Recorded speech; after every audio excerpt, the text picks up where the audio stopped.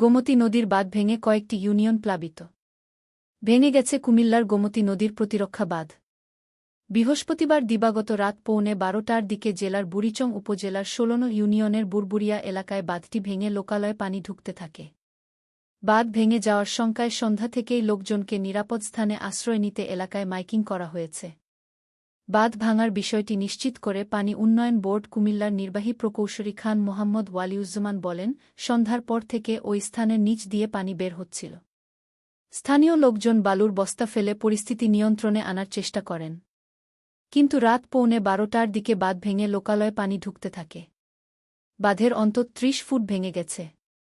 বুড়িচং উপজেলা নির্বাহী কর্মকর্তা ইউএনও শাহিদা আক্তার বলেন, বাঁধ ভেঙে যাওয়ার ফলে ১৬ পীরযাত্রাপুর সদর ইউনিয়নসহ আশপাশের বেশ কয়েকটি ইউনিয়ন প্লাবিত হতে যাচ্ছে। পানি উন্নয়ন বোর্ডের কর্মকর্তারা জানান, ১৯৯৭ সালে গোমতীর পানি বিপৎসীমার ৯৬ সেন্টিমিটার উপর দিয়ে প্রবাহিত হয়েছিল। কিন্তু গত দুদিনে পানি বাড়ার হিসাব অতীতের সব রেকর্ড ভঙ্গ করে বৃহস্পতিবার বিকেলে ১১৩ সেন্টিমিটার অতিক্রম করে।